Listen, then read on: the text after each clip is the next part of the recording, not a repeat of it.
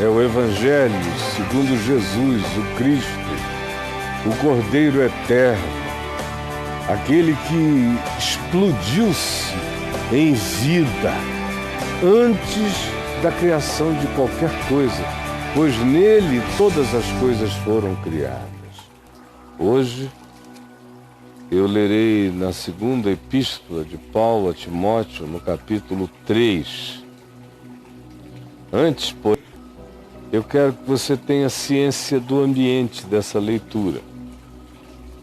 Paulo está preso, encarcerado, em circunstâncias que a maioria de nós não poderia nem conceber.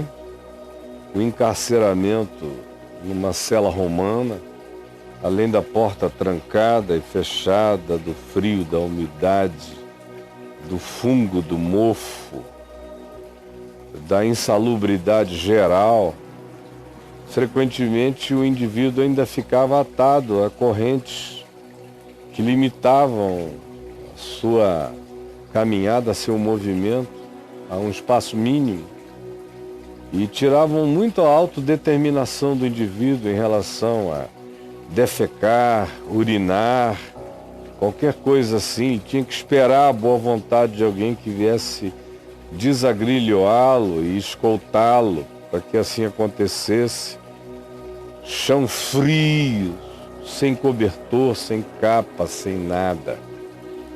É assim que ele está. Além do que, o ambiente externo é horroroso. Ele diz, como aqui no início do capítulo 1, no verso 6, aliás, no capítulo 1, no verso 15, ele diz: você está ciente, não é? De que todos os crentes da Ásia me abandonaram. Dentre eles, eu cito nominalmente Figelo e Hermógenes, que andavam comigo e me deixaram. Tem gente boa como Onesíforo que ficou firme.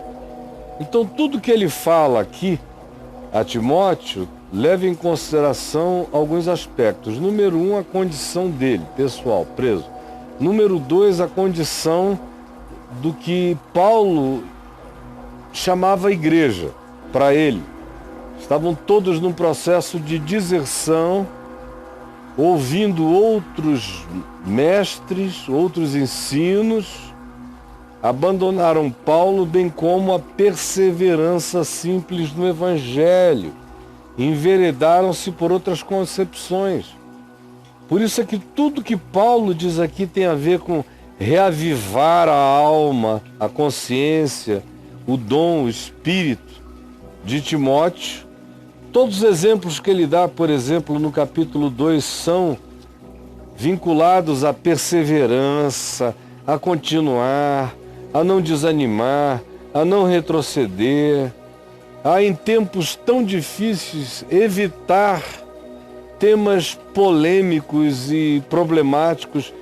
Ele diz: evita essas coisas que só produzem contenda, que não aproveitam para nada, capítulo 2, verso 14, e que produzem a subversão da mente das pessoas ao invés de firmá-las no fundamento do Evangelho. Por isso, não percas tempo com isso e presta atenção em dois caras. Ele cita o nome desses mestres. De novo, esse grupo é Himeneu, essa dupla, e Fileto, porque a linguagem deles é como câncer. Vocês conhecem muito bem as linguagens cancerígenas em tantos lugares, e hoje em dia, nas redes sociais, meu Deus, parece que há um vômito de câncer e veneno para todo lado. Todo mundo parece que está ficando filho e parente de Himeneu e Fileto. São pastoreados por esses, cuja linguagem corrói como câncer. Gente que se desviou do Evangelho, ele diz, se desviaram da verdade, asseverando que não haverá mais ressurreição, que se houve a ressurreição, ela já aconteceu no passado, ninguém tem que esperar nenhuma ressurreição no futuro. Vão pervertendo assim a fé de muitos e tirando a perspectiva de transcendência do coração das pessoas. E quando essa esperança da glória morre no coração, desaparece, esfria, começa a abrir-se espaço para todo tipo e forma de iniquidade. É o que ele diz do verso 18 do capítulo 2 em diante, e concita Timóteo a fugir disso, a se purificar desses erros, a limpar a mente, a se disciplinar para aprender a viver com autocontrole, com mansidão, na expectativa de ver se ainda consegue salvar alguns, trazê-los de volta à sensatez, à sobriedade.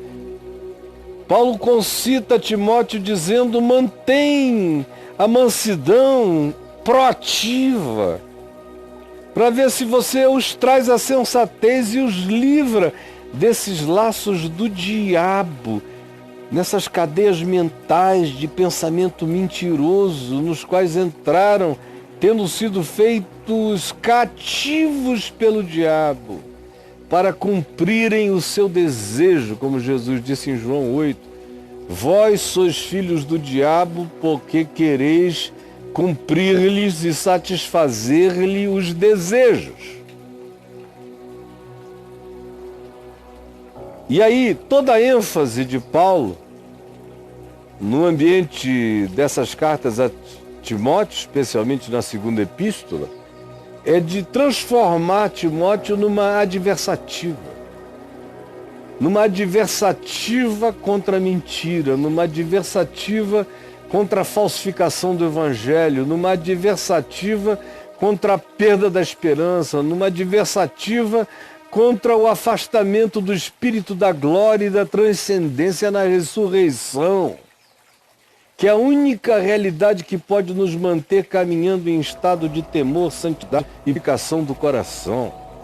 E aí, após citar esses mestres e o que eles iam, e com aqueles que os estão seguindo, sido cativos ao próprio diabo, sendo enganados com o que chava eles em nome de Jesus, mas que carregava a perversão do evangelho, e eles se discerniam, não deram importância, e a maioria vai bebendo a largos sorvos sem nem perceber que está sendo envenenada.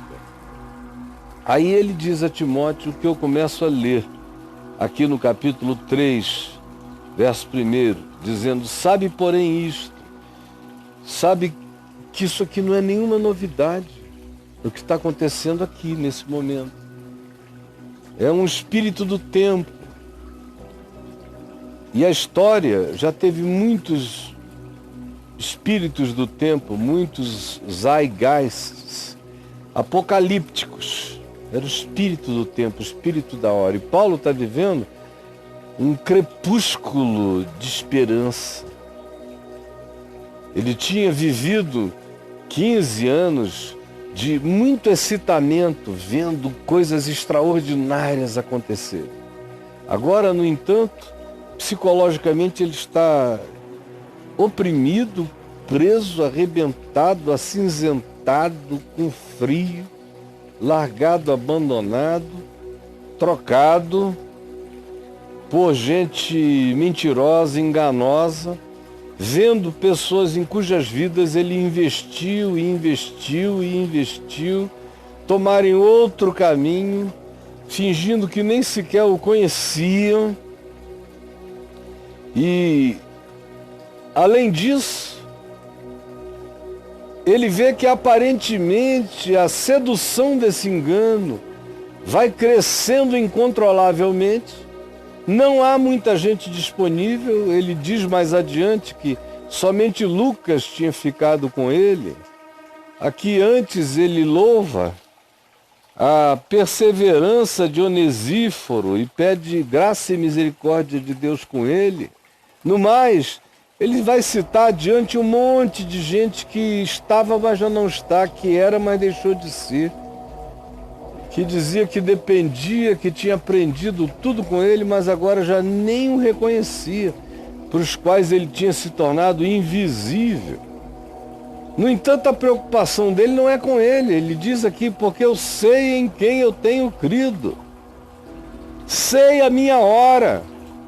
Sei que é chegada essa hora para mim e eu estou preparado. É horrorosa, mas eu enfrento. Combati o bom combate, completei a carreira, guardei a fé. Já agora a coroa da justiça me está guardada. Eu não perdi a transcendência, eu tenho certeza do que é meu. E esse é o poder que me faz enfrentar qualquer coisa. No entanto, a preocupação dele é com Timóteo, é com a nova geração, para que não se perdesse também, para que houvesse algum remanescente lúcido e consciente acerca do testemunho de Jesus e do Evangelho. Por isso ele diz, capítulo 3, sabe isto, Timóteo. Já estava predito, Jesus falou nisso mais do que sobre tudo. Vigiai, cuidai, virão muitos cristos, muitos falsos profetas, muitos falsos mestres. O engano é a regra. Encontrar gente da verdade, da palavra, que é a exceção. E cada vez mais, em cada geração, se vive esse tempo apocalíptico, onde se tem a sensação de que a fé desapareceu, foi carcomida pelos apóstolos da mentira. Por isso, ele diz a Timóteo, a gente já sabia que nos últimos dias sobreviriam tempos tão difíceis como nós estamos experimentando agora.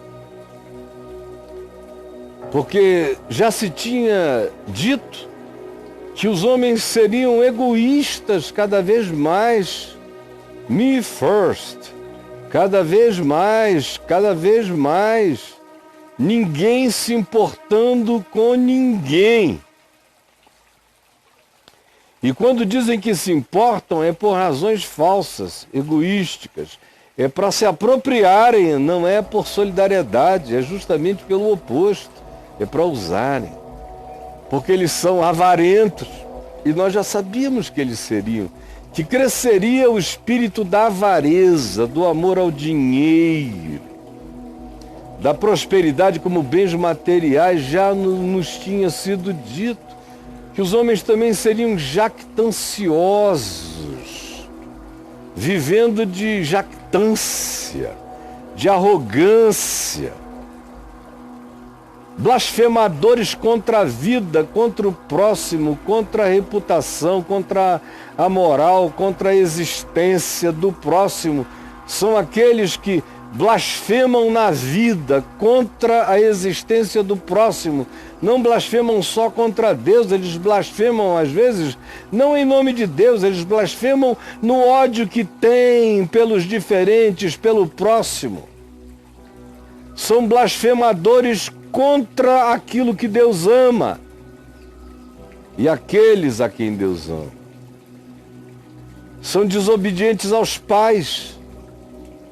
Podem até falar em família, mas não há obediência, não há reverência, não há amor, não há respeito, não há vínculo. E cada vez mais as pessoas vão se tornando ingratas, tomadas de ingratidão. São filhos que parece que nasceram de nenhum útero, de nenhum cuidado, que sobreviveram de si mesmos. São gerações que não sabem olhar para trás e ver que, além deles, existem outros. Não sabem fechar a porta, não sabem pedir licença, não sabem a conveniência, não sabem o respeito mínimo. Ao contrário,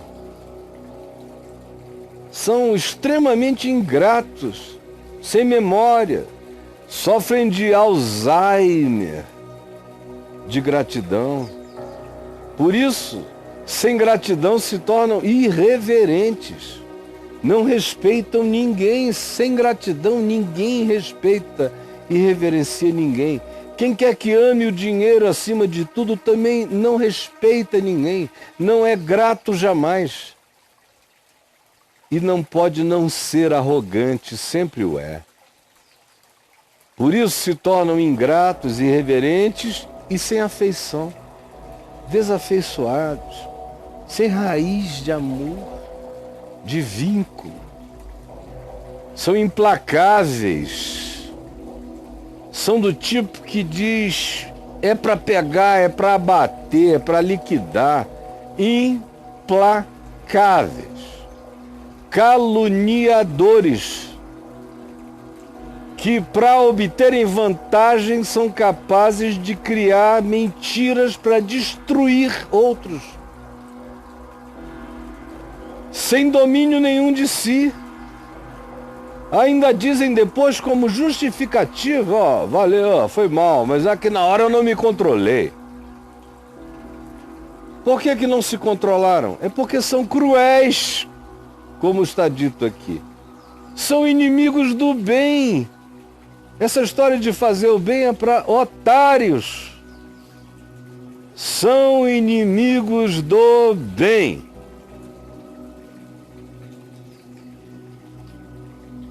Eu estou falando da igreja o tempo todo. Paulo não está falando do Império Romano, ele está falando da igreja. São inimigos do bem, conseguiram fazer isso com a mente desses cristãos, que se tornaram traidores, descomprometidos, desvinculados. São pessoas nas quais não se pode confiar.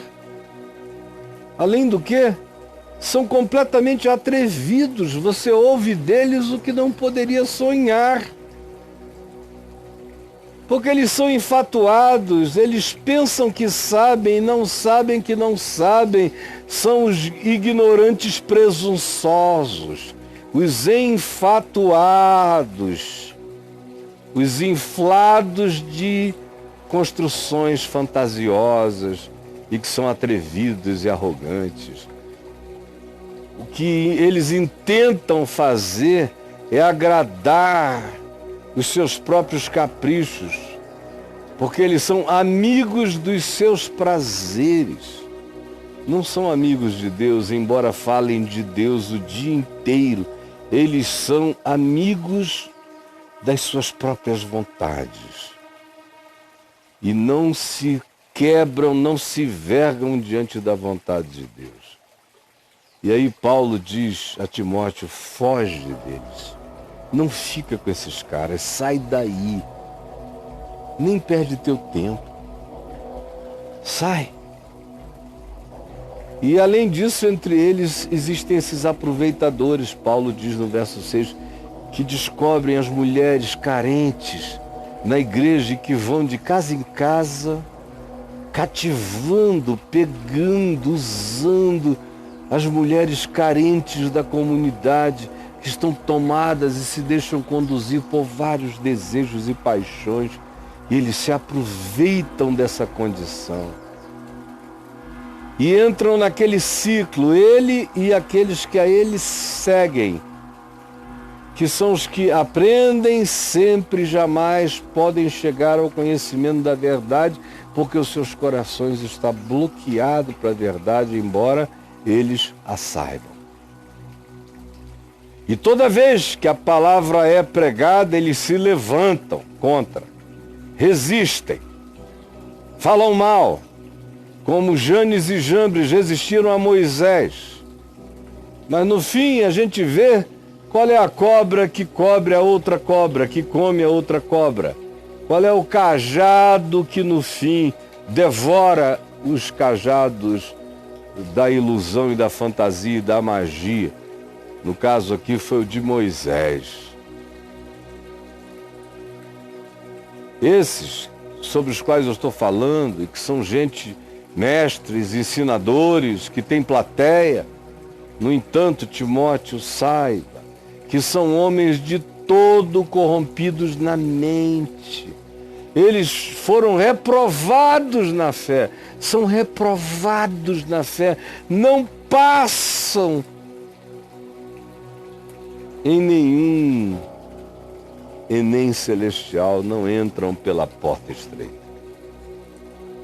Eles, todavia, estão fazendo toda essa loucura com aparente poder indestrutível. Fica sabendo, eles não irão avante.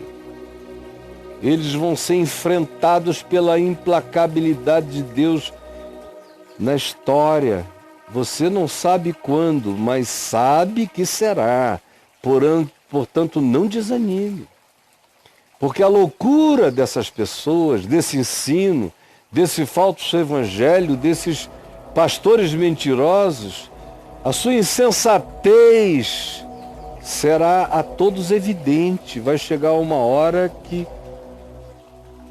até o filho do indivíduo olha e diz: não, isto é inaguentável, é insuportável. Vai ficar claro. Os fatos serão manifestos. É só uma questão de tempo. Mas enquanto isso, não desanime. Não retroceda. Não volte atrás. Senhor Jesus, eis a exortação do Espírito, a profecia do Espírito Santo para essa hora cinza, estranha, fria, blindada, esquisita, perversa, desfigurada, aonde ser cristão é ser o anticristo do ensino do Evangelho. Muitas vezes é assim.